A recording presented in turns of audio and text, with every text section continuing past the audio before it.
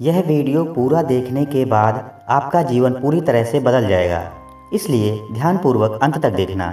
एक बार की बात है, एक साधु अपने शिष्य के घर पर ठहर गए। उनका शिष्य काफ़ी अमीर इंसान था। उसके बहुत से व्यापार थे। उसके घर में कई नौकर चाकर भी थे। सब कुछ बढ़िया चल रहा था। साधु महाराज साल में एक बार उस अमीर व्यक्ति के घर पर आकर जरूर ठहरते थे, क्योंकि वो व्यक्ति जिस शहर में रहता था उस शहर में साधु महाराज के गुरु का एक मंदिर भी था। इसलिए साधु महाराज जब भी अपने गुरु से मिलने आते थे तो अपने शिष्य के घर एक रात जरूर ठहरते थे। इससे पहले जब भी साधु महाराज घर आते थे, शिष्य काफ़ी खुश और उत्साहित दिखता था। लेकिन साधु महाराज जब इस बार शिष्य के घर आए तो उन्होंने अनुभव किया कि आजकल शिष्य काफ़ी परेशान दिख रहा है, साथ ही चिंता और दुख में रह रहा है। साधु महाराज ने उनकी पत्नी से पूछा कि आजकल क्या बात है, आपके पति क्यों इतना उदास रह रहे हैं? क्या कोई बड़ी परेशानी आ गई है? तब शिष्य की पत्नी ने कहा, हाँ, आजकल उनको व्यापार में 10 लाख रुपए का फ़ायदा हो गया है। तो फिर साधु महाराज ने कहा, फिर इसमें चिंता की क्या बात है और टेंशन लेने की क्या बात है? यह तो बहुत खुशी की बात है कि 10 लाख रुपए की अधिक कमाई हुई है। मुस्कुराते हुए पत्नी ने बोला, हाँ, यदि आप उनसे पूछेंगे तो वह बोलेंगे कि मुझे व्यापार में 10 लाख रुपए का नुकसान हुआ है। ये सभी बातें सुनकर साधु महाराज आश्चर्य में पड़ गए। उन्होंने कहा, आप तो पहेलियाँ बुझा रही हो, आखिर बात क्या है? अभी बोल रही थी कि 10 लाख रुपए का फ़ायदा हुआ है और फिर बोल रही हो कि बिजनेस में 10 लाख रुपए का नुकसान हुआ है। शिष्य की पत्नी ने हंसते हुए कहा, महाराज, मैंने बिल्कुल सही कहा है। मेरे पति को फ़ायदा और नुकसान दोनों एक साथ ही हुए हैं। तब साधु महाराज और भी सोचने लगे और साधु महाराज ने फिर पूछा कि ये कैसे हो सकता है? तब पत्नी ने कहा, मेरे पति को 10 लाख का नुकसान हुआ है, क्योंकि उन्हें उम्मीद थी कि बिजनेस से 20 लाख रुपए का फ़ायदा होगा। इसलिए वे आजकल ये सोचकर उदास हो रहे हैं कि उन्हें 10 लाख रुपए का नुकसान हो गया है। साधु महाराज को ये बात बिल्कुल ही अजीब लगी। लेकिन शाम को जब साधु महाराज के पास शिष्य बैठा हुआ था, तब साधु महाराज ने शिष्य से उसकी चिंता का कारण पूछा।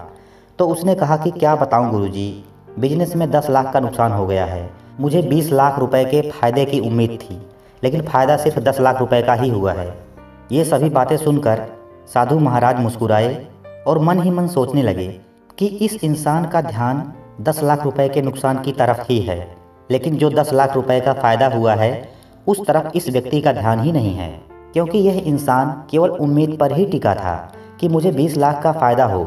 तब गुरु ने उसे समझाया कि तुम्हारी परेशानी व उदासी का कारण तुम्हारी बड़ी उम्मीदें हैं और देखने का नज़रिया है जो नकारात्मक है, और इसी वजह से तुम्हारा ध्यान बार बार 10 लाख रुपए के नुकसान की तरफ जा रहा है, जबकि तुम उसकी जगह ये सोचकर भी खुश हो सकते हो कि तुम्हें 10 लाख रुपए का फ़ायदा हुआ है। यानी अपनी सोच को सकारात्मक रखकर देखो। दोस्तों, ज़रा सोचिए कि उस इंसान को अगर केवल 10 लाख रुपए के फ़ायदे की उम्मीद होती तो क्या वो इंसान उदास होता?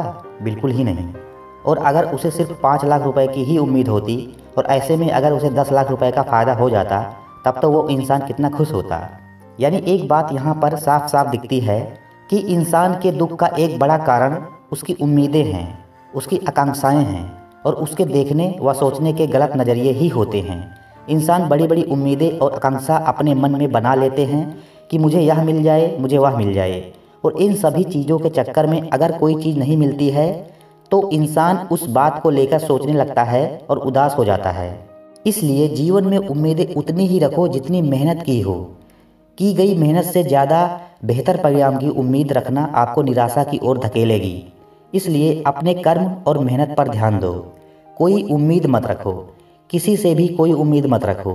केवल अपने कर्मों पर ध्यान दो और जमकर मेहनत करो, क्योंकि हमेशा मेहनत ही रंग लाती है। तो दोस्तों, उम्मीद करता हूँ कि आपको इस कहानी से बहुत बड़ी सीख मिली होगी। दोस्तों, अगर हमारा वीडियो अच्छा लगा हो तो कमेंट करके ज़रूर बताएं, और नए हो तो हमारे चैनल को अभी सब्सक्राइब करके बेल आइकन दबा दें, ताकि आगे भी आपको हमारी वीडियो मिलती रहे।